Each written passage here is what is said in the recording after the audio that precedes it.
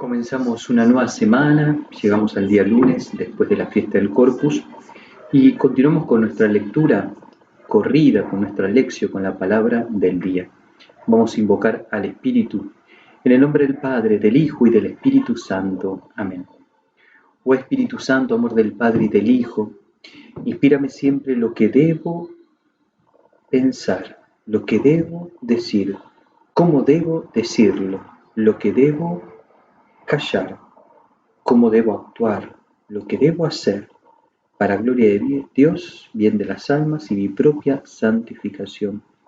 Espíritu Santo, dame agudeza para entender, capacidad para retener, método y facultad para aprender, sutileza para interpretar, gracia y eficacia para hablar.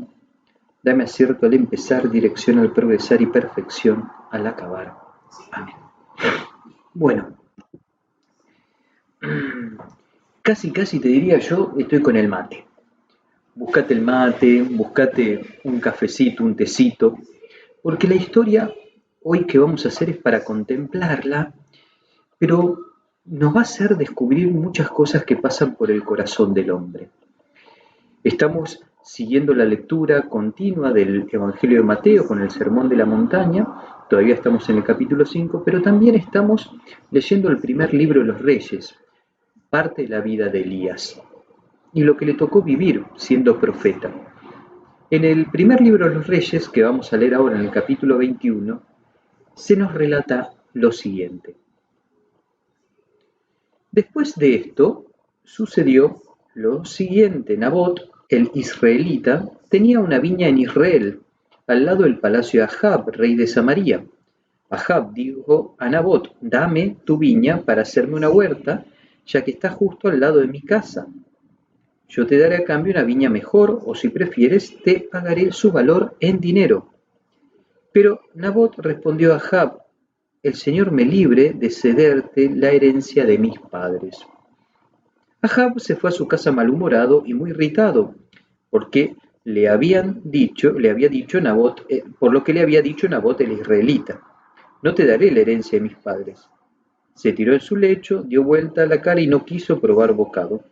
Entonces fue a verlo su esposa Jezabel y le preguntó, ¿por qué estás tan malhumorado y no comes nada? Él le dijo, porque le hablé a Nabot el israelita y le propuse véndeme tu viña, o si quieres te daré a otra cambio. Pero él respondió, no te daré mi viña. Su esposa Jezabel le dijo, ¿así ejerces tú la realeza sobre Israel? Levántate, coma y alégrate, yo te daré la viña de Nabot el israelita. Enseguida escribió una carta en nombre de Ahab, la selló con el sello del rey y le envió los sanciones a los notables de la ciudad con ciudadanos de Nabot. En esa carta escribió, proclamen un ayuno y en la asamblea del pueblo hagan sentar a Nabot en primer fila. Hagan sentar enfrente a dos malvados que atestiguen contra él diciendo tú has maldecido a Dios y al rey. Luego sáquenlo afuera y mátenlo a pedradas. Los hombres de la ciudad, los ancianos y notables, conciudadanos de Nabot, obraron de acuerdo con lo que les había mandado Jezabel, según lo que estaba escrito en la carta que les había enviado. Proclamaron un ayuno e hicieron sentar a Nabot en primera fila. Enseguida llegaron los dos malvados, que se le sentaron enfrente y atestiguaron contra él diciendo Nabot ha maldecido a Dios y al rey. Entonces lo sacaron fuera de la ciudad y lo mataron a pedradas, y mandaron decir a Jezabel, Nabot fue apedrado y murió. Cuando Jezabel se enteró de que Nabot había sido matado a pedradas, dijo a Ahab, ya puedes tomar posesión de la viña de Nabot, esa que él se negaba a venderte, porque Nabot ya no vive, está muerto. Apenas oyó Ahab que Nabot estaba muerto, bajó la viña de Nabot el israelita para tomar posesión de ella. Entonces la palabra del Señor llegó a Elías, el tisbita, en estos términos. Baja al encuentro de Ahab, rey de Israel, en Samaria. Ahora está en la viña de Nabot. Ha bajado allí para tomar posesión de ella. Tú le dirás, así habla el Señor. Has cometido un homicidio, encima te apropias de lo ajeno. Por eso así habla el Señor. En el mismo sitio donde los perros lamieron la sangre de Nabot, allí también lamerán tu sangre. Palabra de Dios. Te alabamos, Señor. El texto es muy fuerte. Un rey que quiere la viña de al lado y en el diálogo con Nabot, Nabot lo que le dice, cierto, es es la herencia, es lo de mis padres, lo que me dejaron ellos. Eso lo pone mal, y ahí entra a jugar un personaje que es Jezabel, que después la vamos a ver que siempre era muy cizañera, podríamos decir. Pero acá podríamos decir que más allá de Jezabel, son lo que podemos decir inspiraciones del mal espíritu, que en el fondo le dice, ¿qué le dice? ¿Así sos rey vos? Ejerce el reinado. Vos podés hacer lo que quieras. Y de hecho, fíjense cómo ella manda una carta con el sello del rey, haciéndose pasar por el rey. Y confabulan y hacen toda una historia para matar a una persona con mentiras. Eh, Vemos lo que dice, vemos que sucede tal cual Jezabel había dicho, vemos que mienten, que los ancianos son cómplices, eh, que después de eso, como si nada, va a tomar esa viña sabiendo que alguien lo mataron.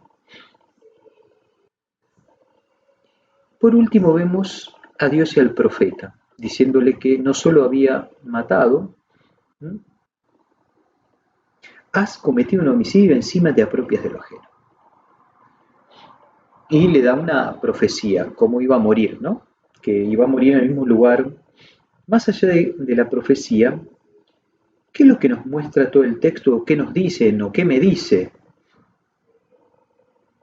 Primero que el poder sin Dios puede corromper.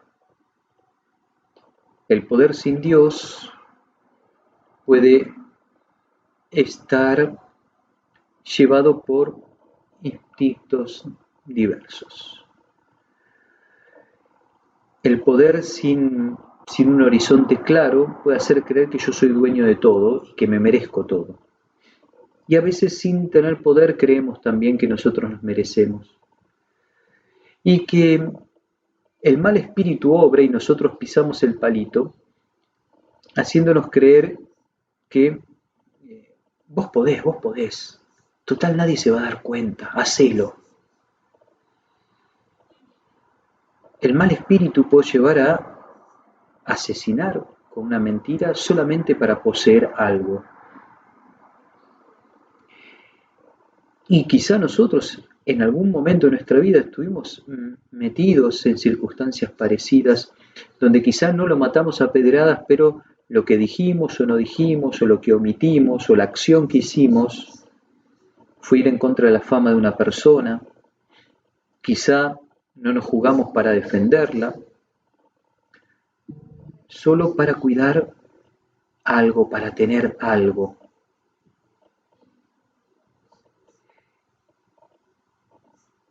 Vivimos en estructuras a veces de pecado como la que vimos y leemos en el texto.